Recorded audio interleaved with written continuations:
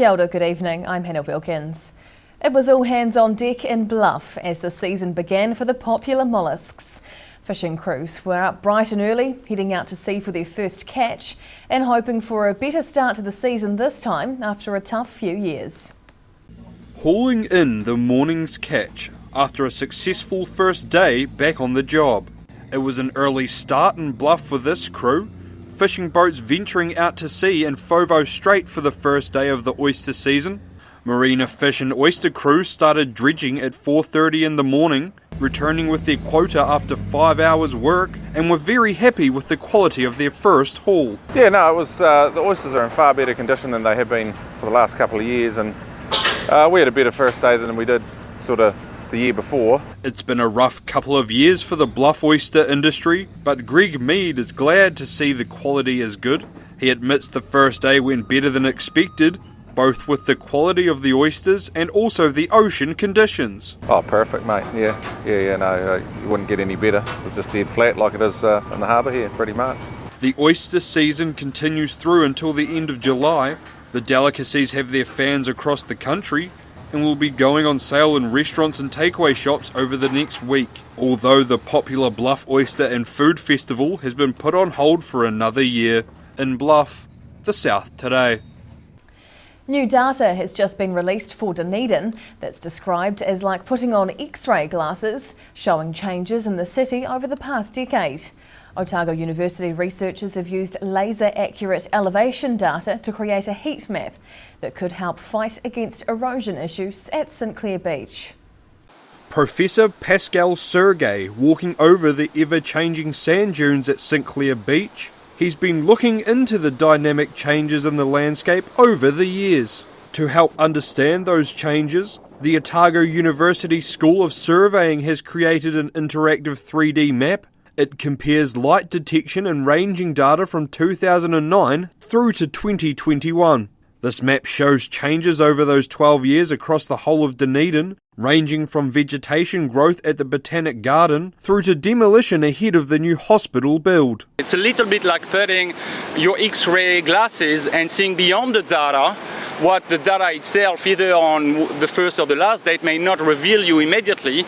The data also reveals dramatic changes at St Clair Beach. Areas of red show significant long-term erosion along the beach's sand dunes. But it also reveals a large accumulation of sand further along at Lawyer's Head, including a revegetation on the dunes. And made available to people who are specialists of the processes that works can really use to inform and understand better of the processes that govern the dynamic of this environment.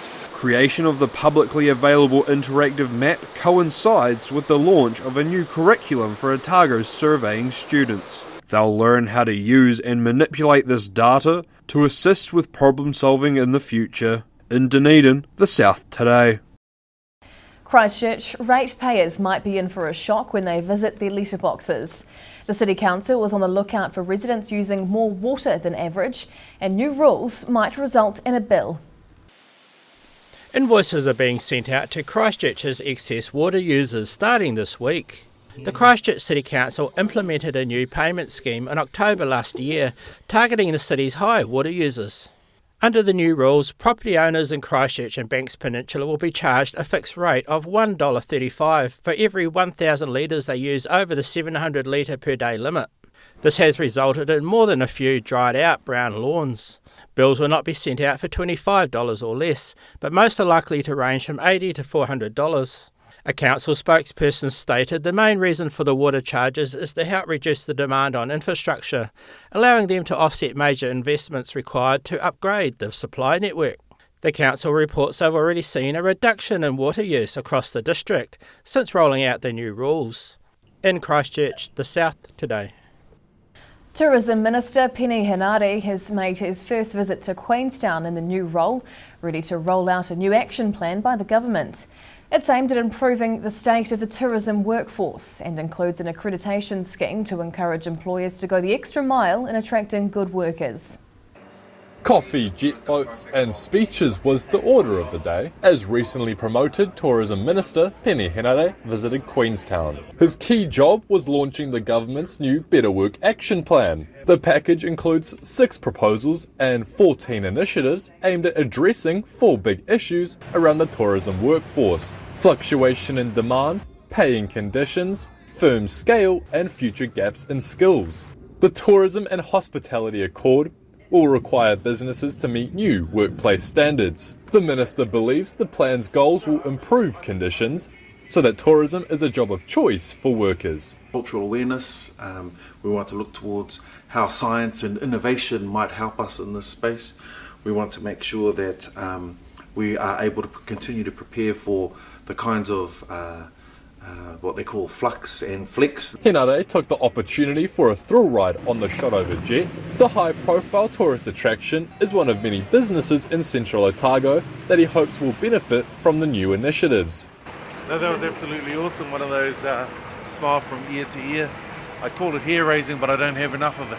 He says with COVID now in the rearview mirror, the country's been given an opportunity to reset. The plans have been welcomed as practical and transformational by tourism industry Aotearoa. Minister Henare claims the groundwork laid out by the government will assist the tourism sector in growing into an area both those working and experiencing it can be proud of. In Queenstown, the South Today. Otago University students gathered by the Registry building recently for a hectic race against the clock. The Clock Tower race tradition has made a welcome return after winding down during COVID-19, and there were plenty of students lining up to test their timing. Trying to get back before the clock strikes 12, as students are doing a dash for some cash. Around 30 students converged to the Otago University Registry office in an effort to race around the building before the final chime of the clock tower struck at midday. Safi here took out the win in the women's section, with Josh Howe taking out the men's and beating the clock. It was great fun. Beating the clock was really good. Some good runners out there. Hard running on the road, but it was fun. The bends were long. The annual event had an 8-year hiatus in 2011, returning in 2019, but after a 3-year run, COVID-19 squashed the fun. Organiser John Gerber is a previous competitor and thought it would be a shame to miss the 370-metre race once again.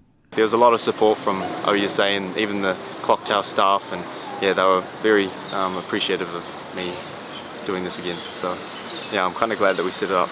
Cash and food vouchers were given out to the winners, with $50 staying unclaimed, as no one was able to beat Gerber's record of 48.23 seconds set in 2021. In Dunedin, the South Today.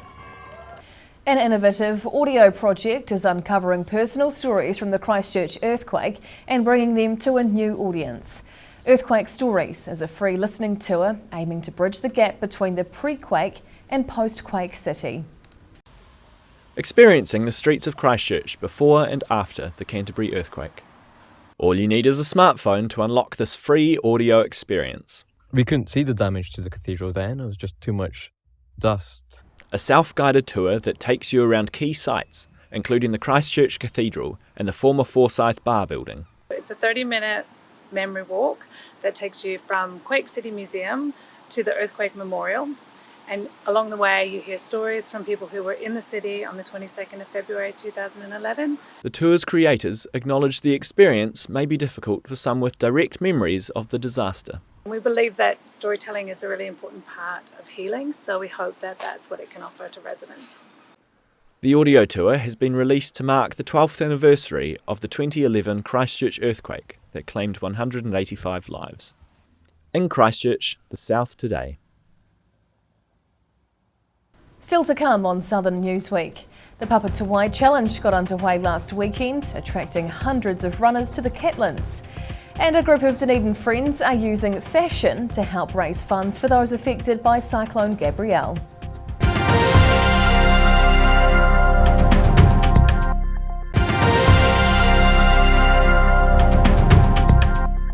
Tēnā koe, welcome back. The Catlins in South Otago hosted hundreds of runners last weekend for the popular Papatawai Challenge. The event's been running for more than 20 years and the founder says it truly offers something for everyone. Making the trek south to the Catlins, where the forest meets the sea. More than 300 keen competitors turned up to the Papatawai Challenge on Saturday, making the 15.5 kilometre loop around the Tahakopa Bay Scenic Reserve. The run is a major event on the social calendar for the small coastal town. I'm quite chuffed really to see all these people here, all shapes and sizes, age groups, and knowing that they're contributing to the local economy with the money that's coming in, and at the same time they're having a marvellous time. Some competitors run the event year after year, with a few dedicated athletes taking home medals for 20 years competing. Organisers reckon the scenery is the secret to the run's success. Country roads, beaches, bush track. This course gives a little bit of everything, and I think that's one of the reasons people come back year after year. The event started in the late 90s, and hosts Sport Clutha have always welcomed both runners and walkers. The fastest time this year going to Nathan Shanks, who completed the run in just under 57 minutes. In Papatawai, the South Today. A group of Dunedin friends have banded together to fight floods with fashion. Through the generosity of the public, they've organised a fundraiser selling clothes to help those affected by Cyclone Gabrielle. Sifting through a selection of designer clothes, preparing to sell them off for those in need. 6 Dunedin friends have pulled together to put on a fundraiser for the victims of Cyclone Gabrielle after watching the storm's devastating effect on northern communities. They'll be selling off a range of second-hand clothing donated from all over the South Island. To be honest, there's thousands of items. It's been overwhelming and phenomenal. The fundraiser also includes prizes donated by local businesses, from Airbnb stays to food vouchers.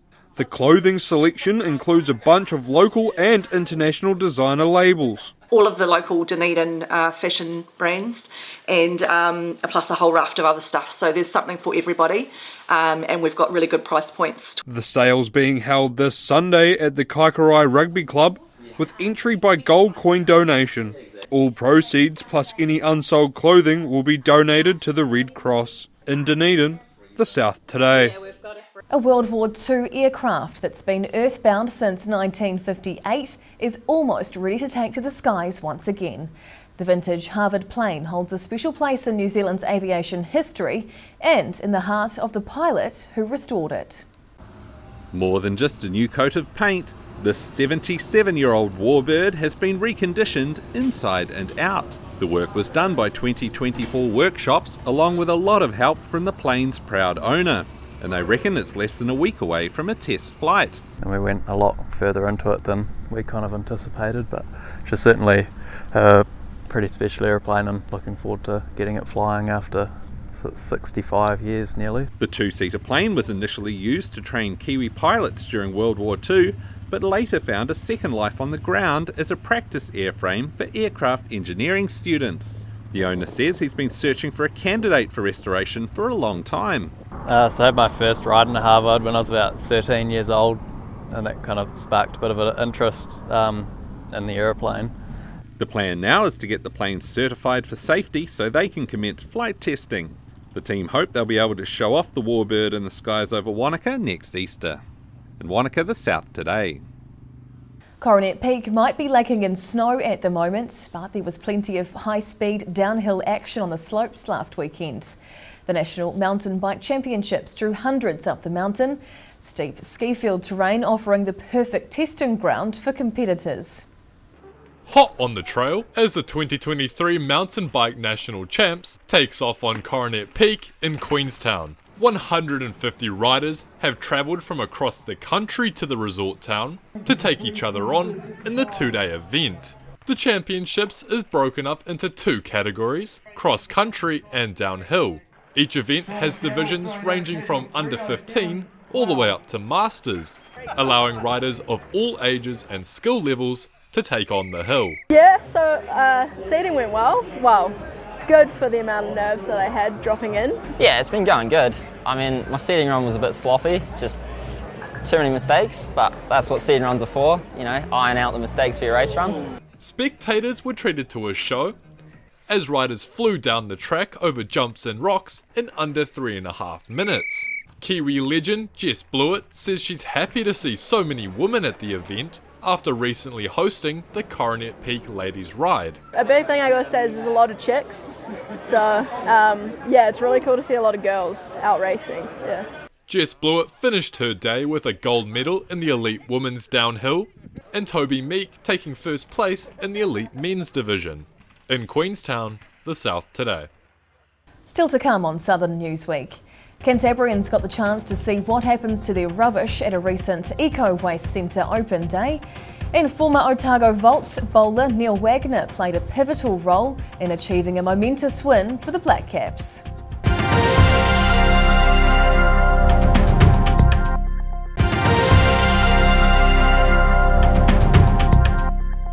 Tēnā koe, welcome back. Curious Cantabrians got a glimpse behind the doors of Christchurch City's Eco Central Waste Centre at a recent open day. One of the star attractions, a high-tech sorting machine that can pick out trash from treasure. Got a spare $1 million? Then you too can have one of these, a cutting-edge sorting machine that makes recycling easier. But be warned, it won't fit in your kitchen. These massive machines are part of Christchurch City's Eco Central Facility's $17 million upgrade. The sorters can extract recyclable waste from the general rubbish, recovering some of the costs incurred along the way. The latest technology is about sorting your recycling bin to the highest export or local quality needed. All right? And that's important because that means that the manufacturers that use recycling product will take our product as a priority, and it has value. Not only will this help pay for the plant, it also reduces the overall running costs, making the plant more cost-effective and potentially profitable. You putting it in the bin and doing the right thing there allows this plant to operate at its top capacity and its top efficiency, which is the best result for all of us. Eco Central opted for the French-designed sorters after extensive research. The equipment is able to optically scan rubbish and sort it from recyclables. The new equipment is just one part of a 19-month-long upgrade. The facility's recently opened its doors to the public to show off the new technology, attracting a large and interested crowd. My son Rocky, he's crazy about recycling, so we had to come. I like to sort the rubbish. Miscategorised recycling is an ongoing issue for the council. They hope people will continue to do the right thing when putting out the bins. In Christchurch, the South Today. One of the rising stars of New Zealand golf has taken a break from his World Tour commitments to shape as one of the early favourites for the New Zealand Open at Millbrook. And while Daniel Hillier's rubbing shoulders with members of the golfing elite, he hasn't forgotten his roots. Swinging for the top as Wellington's Daniel Hillier tees off ahead of the New Zealand Open at Arrowtown's Millbrook Resort. Hillier's taking advantage of the practice days leading up to the event, which starts on Thursday. He's trying to get prepared for the tough international competition coming his way. But winning the Open is on the 24-year-old's bucket list, following a strong 2022 season, where he earned his DP World Tour card. Oh, it's always a special week out here in Queenstown. I mean, yeah, I've had the pleasure of being able to play it a few times now, and every time it's obviously, you know, such a special place for everyone. Everyone raves about it, and for me it's no different. Former champions, including Australia's Brad Kennedy and Zach Murray, have made their way to Central Otago. But Hillier believes if he can continue his strong form, he could see himself in the finals. Yeah, I mean, obviously, you know, making the cut's the first part of the job, but if I play solid enough and don't do anything stupid, then I like to think that I'll be somewhere near the top of the leaderboard. Fellow Kiwi golfer Steve Elker has also had a strong last 12 months, which gives New Zealand golfers the chance to win back the Brodie Breeze Trophy from the Aussies. In Arrowtown, the South Today. Former Otago Vaults bowler Neil Wagner has pulled off one of the greatest match-winning performances of his career. Neil Wagner helped secure the win for New Zealand against England late yesterday with just one run to spare. It's the fourth time that's happened in the history of international cricket. The former Otago Volts fast bowler has been on the receiving end of England's brutal batting assault during their two-test tour of New Zealand. But yesterday he fought back with aggression of his own. England looked set to chase down their 257-run target before Wagner employed his trusty short ball tactic to tear through England's batting lineup. Yeah, got a bit of rhythm there and something ticked, which is nice. I guess it happens in cricket. Credit to Harry Brook. He's a serious talent. The way he's played it and came after me was pretty awesome to watch, but not to receive. Serious player, and to finally get some reward from it was quite pleasing. And while he missed out on claiming the man of the match title, Wagner was more than happy with his 4 wickets for 62 runs, which secured New Zealand the win.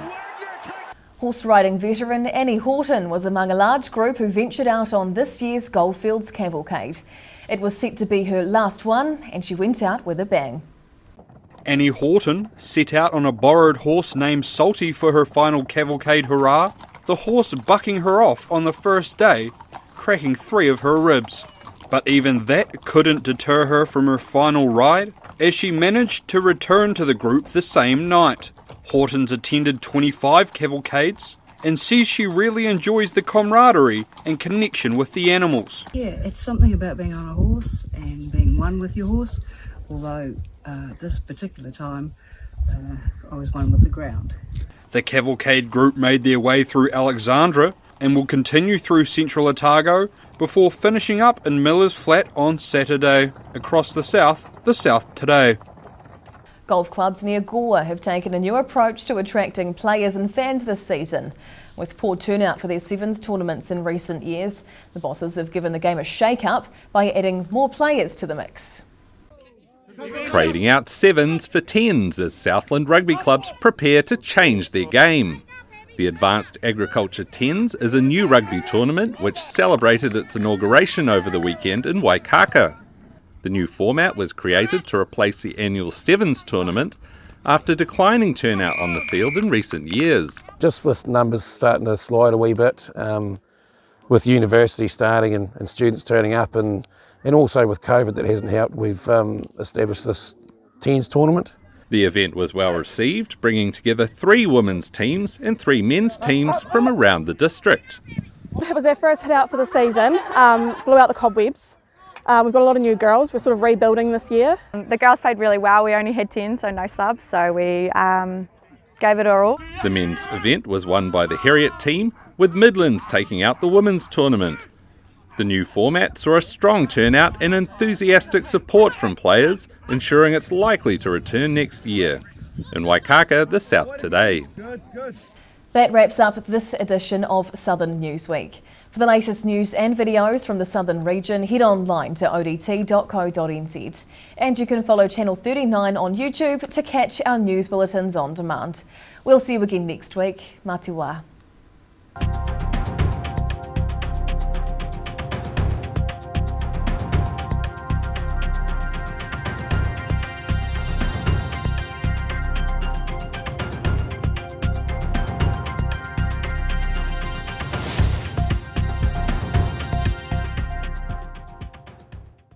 Public interest journalism funded through New Zealand On Air.